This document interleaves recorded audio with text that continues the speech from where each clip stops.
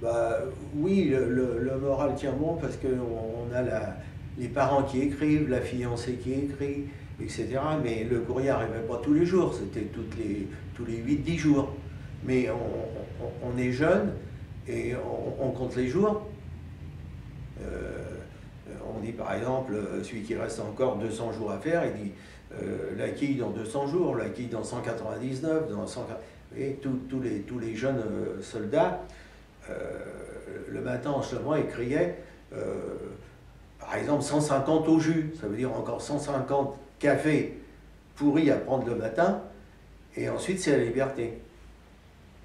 Non, certains ont fait des dépressions nerveuses, beaucoup, parce que les opérations étaient constantes, parfois difficiles, il y avait des morts, des blessés, donc il y en avait qui ne tenaient plus, mais ces gens-là étaient envoyés à Alger, et parfois même en France. Certains, et par la peur, etc., qui ne se contrôlent pas, étaient irrécupérables. Le camp a été attaqué par mortier, mais de loin, c'est-à-dire à 200 mètres. Mais jamais... non, parce que le camp était quand même protégé déjà par des fils barbelés, sur environ 50 mètres d'épaisseur. En plus, il y avait 5 postes de garde. Il y avait une tour sur laquelle il y avait une mitrailleuse 12-7. On avait des genres de fusées éclairantes. Dès les premières attaques, on lançait les fusées éclairantes, ça illuminait tout autour du camp comme presque en plein jour.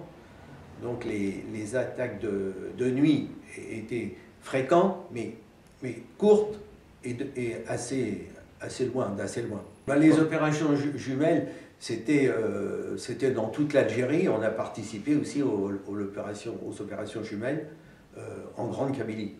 C'était des réunions de plusieurs armées et c'était un bouclage de secteurs par exemple. On bouclait sur 20-25 km, était encerclé par les troufions, et ensuite il y avait un rapprochement de toutes les équipes, de toutes les armées françaises, pour prendre comme dans une nasse les rebelles. Non, il y avait une... quand l'opération était finie, les gens se réunissaient dans les différents foyers. Les foyers, c'est le café du soldat. Et bon, les gens sympathisaient, que ce soit la Légion étrangère, les fusiliers marins, les chasseurs alpins. Non, il y a toujours eu quelques disputes, quelques bagarres, parce que les gens buvaient beaucoup de bière. Et au bout de certains comment dirais-je, supportent moins bien la bière que d'autres. Donc il y a toujours eu des petites bagarres, des choses comme ça, mais dans l'ensemble, non, rien de bien sérieux. La bière était excellente, hein. Il y avait du bromure dans le vin que nous buvions tous les jours, mais dans la bière, non.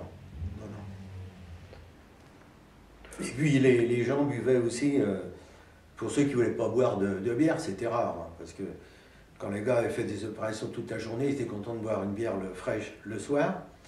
Alors, mais au départ, tout après, ils buvaient de la bière, mais les nouveaux arrivés, ils buvaient, comment ça s'appelle, de l'orangina.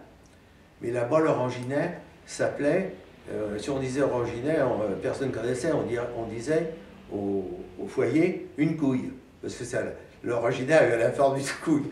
Voilà, ça c'était pour les bleus. Mais rapidement, les gens se mettaient à la bière. Nous avions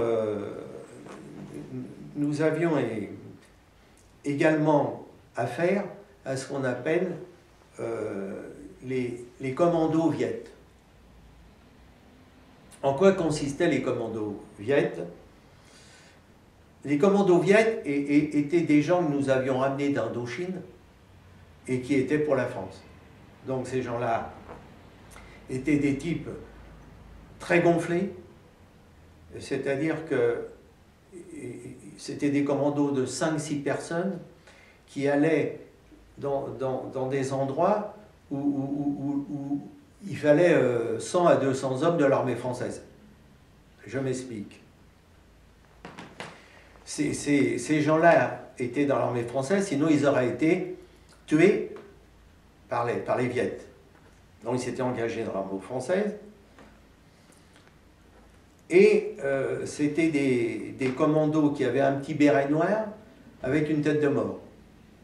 Et c'était les seuls à pouvoir aller dans des zones très dangereuses à 5, d'ailleurs une équipe de 5 bonhommes. Et ils étaient payés à l'arme récupérée.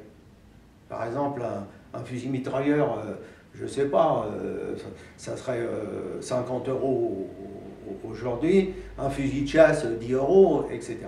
Donc c'était des mercenaires. Bon. Donc ces gens-là nous accompagnaient les chasseurs alpins lorsque nous allions dans la forêt de Lac Fadou. Lac Fadou, c'était une forêt en Grande Kabylie et qui était dangereuse car truffée de félagas. Et donc ces gens-là nous accompagnaient car ils avaient l'habitude d'investir ces forêts seuls de nuit. Voilà. Donc c'était des gens qui avaient un petit béret noir avec une tête de mort et qui étaient prêts à tout. Et ils étaient payés sur l'arme récupérée. Donc ils avaient intérêt à récupérer beaucoup d'armes. On avait peu à faire avec eux parce qu'ils parlaient leur langue. Donc ils étaient en petits groupes.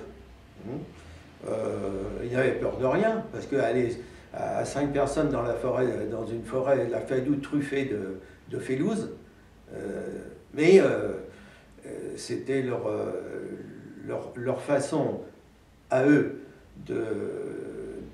d'obtenir la nationalité française, car la France leur promettait des avantages, etc.